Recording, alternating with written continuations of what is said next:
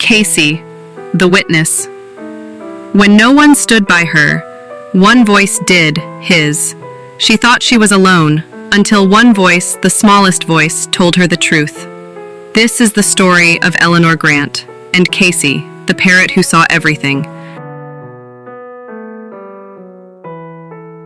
The morning sun filtered softly through the lace curtains of the Grant household. Warm streaks of gold danced along the wooden floors, lighting up the modest kitchen where Eleanor stood, humming faintly. Her fingers gently peeled a ripe mango, slicing it into neat, precise cubes.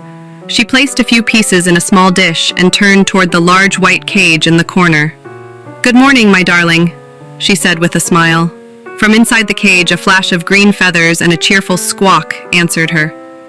"Morning, Ellie, morning," the parrot chirped, flapping his wings. Eleanor laughed, a sound so rare in that house, even the walls seemed to pause to listen. "You always say it better than anyone else, Casie." Casie, the parrot, had been with her since he was a trembling, half-feathered chick rescued from a storm-drenched park 5 years ago. She had warmed him in her hands, fed him mashed bananas with a spoon, and read to him every night from her worn-out mystery novels. To Eleanor, Casie wasn't a pet. He was her confidant, her solace, the only soul in that house who truly saw her, because Richard didn't. Richard Grant, her husband, came home late most nights. When he did, he usually brought with him the scent of alcohol, arguments, and the cold silence that settled like frost across every room he entered. He was a man of shadows. Sharp suits, sharper words, and a gaze that could shrink her to nothing. The neighbors thought they were quiet. Eleanor let them think that. What else could she do? Richard hadn't always been cruel. In the beginning, he had been charming, a whirlwind of affection and promises. But over time, the warmth drained from his smile. He began to control things. First, what she wore, then who she met, and finally, how she felt. The bruises never showed on her skin, but they were etched deep inside, carved in silence. Casie became her light in those dim corridors of despair. He mimicked her laughter, called her name lovingly, and even began stringing together small sentences she spoke to him often. "Ellie, pretty girl," he'd say. "Don't cry, Ellie. Love you." That Thursday morning, Eleanor packed a small bag.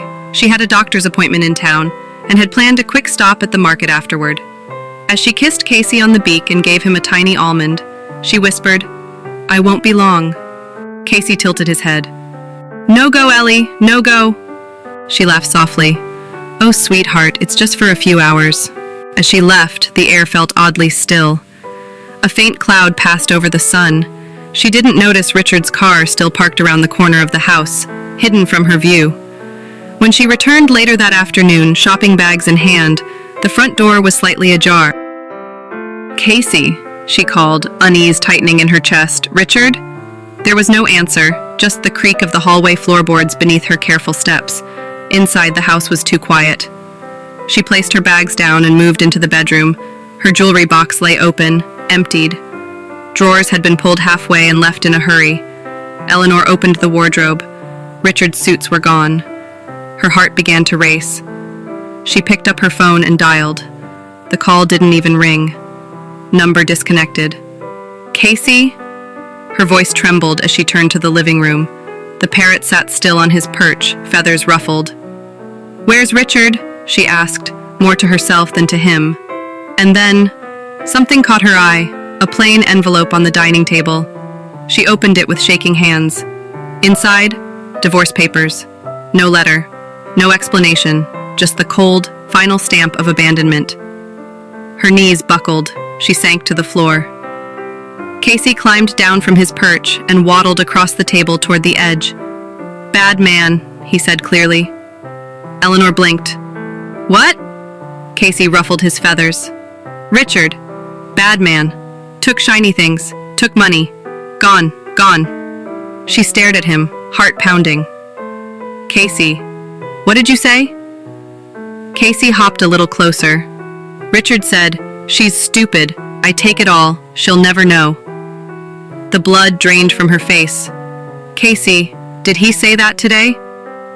Casie bobbed his head.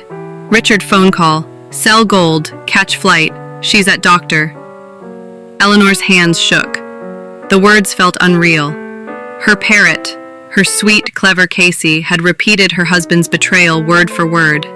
She rose slowly, staggered to the kitchen table, and sat down. Her hands clutched the divorce papers. There was a strange clarity in the silence that followed.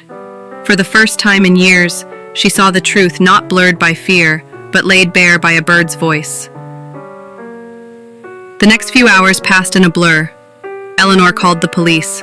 She gave them the details: her husband's disappearance, the missing cash and jewelry, and Casie's strange yet oddly precise repetition of what Richard had said. At first, the officer on the phone hesitated. "Ma'am, did you say your Parrot told you this?"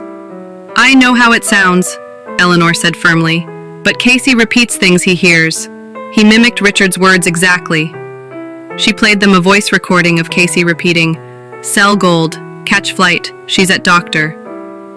There was a pause. Then a shift in tone. "We'll send someone over." That night, Eleanor stayed up with Casie. The two of them sat together near the fireplace, silence draped around them like a blanket. "I'm not stupid," she whispered. Casie leaned toward her. "Ellie strong, Ellie brave." She smiled through tears. Days turned into a week. The investigation began to take shape.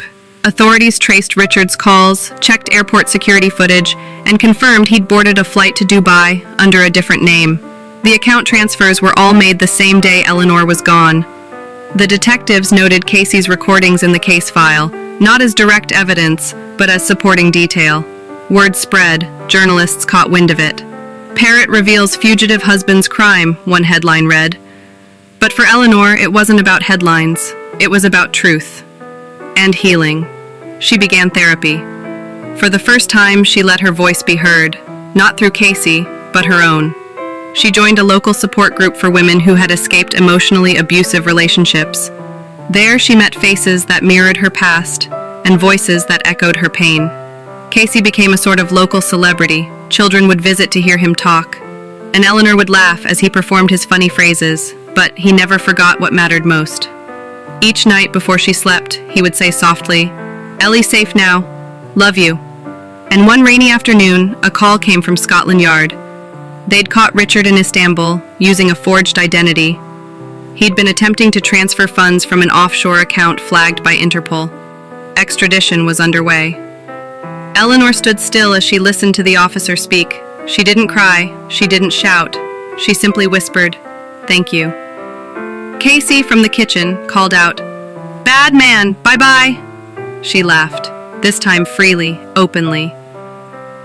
One afternoon, as the sun poured through the window and bathed the room in gold, Eleanor moved Casie's cage to the garden. She sat beside him with a cup of tea.